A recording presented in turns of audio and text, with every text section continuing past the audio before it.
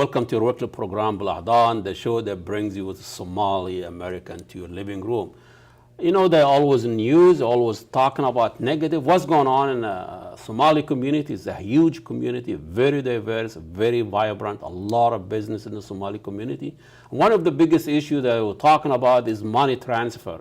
And you know, if you know, there is more than $1 billion coming out of Somalia to help the economy after the civil war and, over there in Somalia.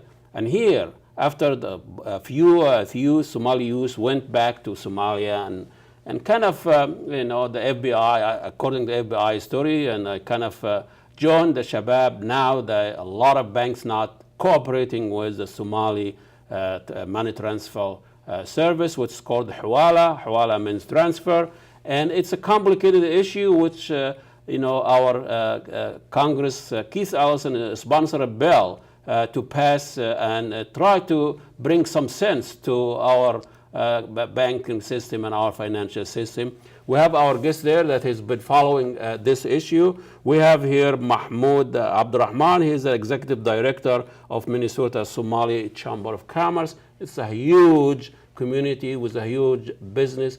Now we have a Chamber of Commerce. Welcome to BelAhdan, Mahmoud. You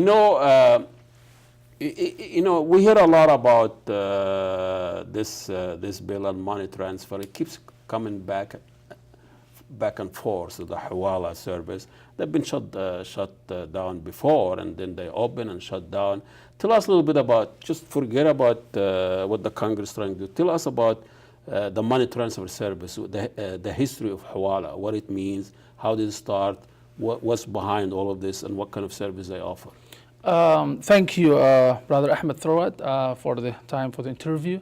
And just to go back a little bit for the remittances, as you know, a lot of Somalians living in the diaspora. And when I say diaspora, it's out of Somalia. It can be in Arabs, it can be in UK or Australia, New Zealand, North America, like America and Canada, all kind of things. And also, and this Hewala, although Somalia has got a civil war, people have all fled to anywhere they could find a place to stay as a refugee, just a place that they can live and do their own businesses or education, or just to live as a family. And then normally those people, everybody has got a family, brother, father, sisters, all kind of families back home. And although we don't have a bank system that works after the civil war, most of these people use for the remittances or Hewala, just to send back money to their families. And this became a big non-banking system that the countries who face, for civil war, this is and the country doesn't have a system in banking and financial system which is regulated. They normally use these services. So Somalians were one of them, as we had the same civil war, and we use these remittances from all over the world to send back home, to send your family. And it's small companies that are like non-banking. So how does Hewala work? Is this cash to cash kind of the Hewala works? Yeah, it is cash mainly, and then you just go to small Hewala companies.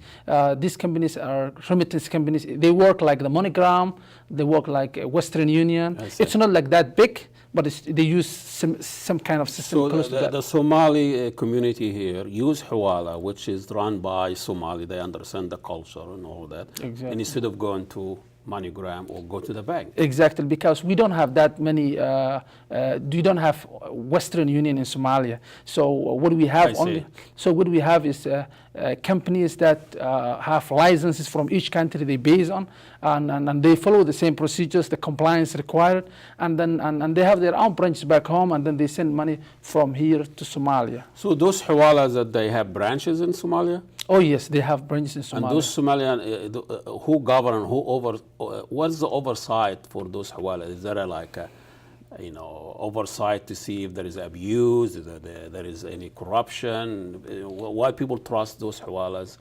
than trusting. I'm sure they don't have a banking account. We don't have banks. This is the only means that we can get out of there. Yeah. And but all these Hewalas, they have all branches outside the Somalian as a country, like in Europe, in America, all that.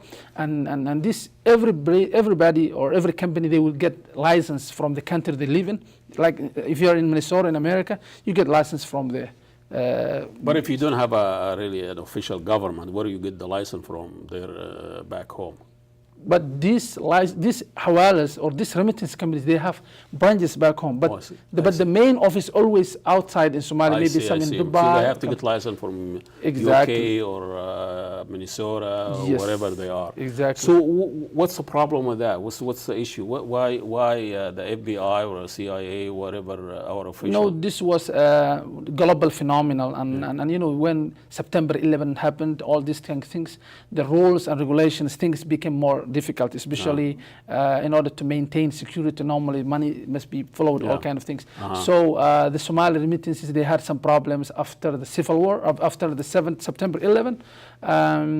What they were facing mainly was the major banks, like Wells Fargo, like US Bank, all they closed their accounts. These small remittance companies, they have been working with the banks, get their accounts and get all kinds of things. After September 11, the major banks closed their accounts. And then lately they were using for the small community banks, like Sunrise Community Bank, they were using those accounts. And again, 2012 or 2013, November 30th, they closed also their accounts. And the community has got a lot of problem because of, everybody has got his own family back home, and he needs to send money. They need to wait. We need to find a way to send it back home, This is probably the only source.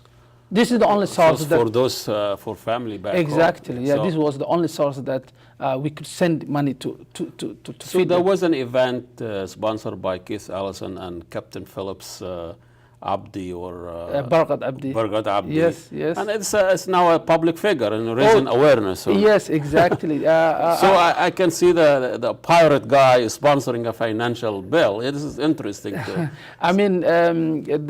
bill was. The sponsor was Keith Ellison, Congress Keith Ellison. I want to thank him because he is the one who spearheads the campaign that we are trying to fix these issues. Keith Ellison has tried to author. He and Eric Paulson from Edinburgh. So what does the bill? What does it entail? What does it say? The bill was it's half done so far from the House of Representatives, and it went up, go up to the House, Senate, and then finally, if they pass as they did the other House, then it will go to President Obama, and once it's signed, it's a law. Oh yeah, that will be a law, and this. This bill is facilitating, the duplicate regulations that is from the federal going to the state, and a kind of hardly scrutiny, while the banks will have a lot of pressure by having remittances companies. They will have a lot of pressure. So, and because of it's highly regulated and it is, duplicate roles. This is facilitating. Simplified. It simplified it. So in order for the banks to get away, less pressure instead of duplicate roles. So this is facilitating. It's not solving all the problems, but it will facilitate somewhere more easier a way to deal with. The banks. So the banks can get less pressure to work out then. Tell us a little bit about the Minnesota Somali Chamber of Commerce. When did it start, and what is his role of all of this? Minnesota Chamber of Commerce is a business association that is, as you know, a lot of Somalians live in Twin Cities as well as in Minnesota, and we have huge business presence here. We have 2 big malls. One is Yeah. Caramel, the other one is 24, and also we have small 5 Yeah. malls and other businesses which are scattered all over the state. So this organization is an association that have started to work as an advocacy and voice for the Somali business community. We wanted to use this organization as a network to know one another and expand our businesses. You know, like example, you have a restaurant, I have a trucking company, he has a pharmacy, she has a silent business, another guy has got a dealer. So these kind of businesses, when we come together as a pool, we help each other, know each other, support in terms of creating more insider trading in the community, and also become more effective business community which can contribute the greater economic well-being of the society of Minnesota as well as the community. And this organization has been established June last year. Now we have 47 members. In the coming 4 or 5 months, we are getting almost like 150. Our target is 150 businesses, which will be a good voice and advocacy, as well as a resource center for the new people who want to start business. They don't know how to. So there's an educational component to it. Yes, there is a good one-stop center we call like a resource center.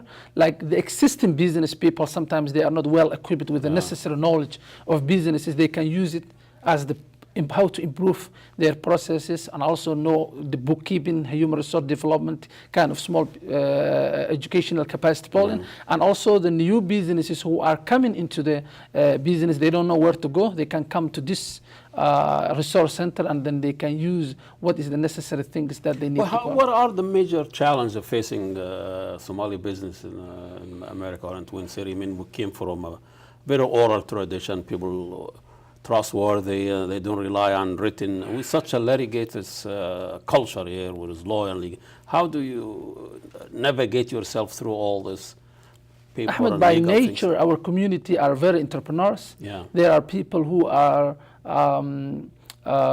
always wanted to be independent, can create financially stable to live for their own, and you know. So that is by nature our people. And when they come here, after you can see a community which is living in Minnesota or in America overall for 25 years, the maximum, and now you can see the presence and the businesses they have started.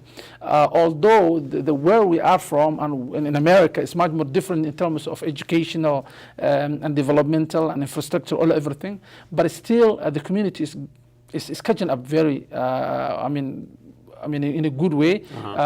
We are already assimilating a lot, learning a lot from the city, and now the business community, I know there are a lot of obstacles, but there are a huge number of the community that have came up good strategy to start from scratch, and now they are in a good way that they can build up their business in a second layer that they can go up and develop. We'll stop here for a few minutes, and then and we just last week was May 15th, which is the day of the Nakba, and everybody knows what is the Nakba is.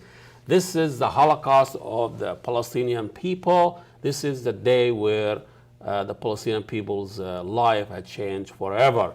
Now, I know the Arab leaders have so many names with their defeats, Nakba, Naksa, Thagra, and this is the biggest one of all. And last week, there was a group of people, peace-loving, anti-Zionism groups, went to the federal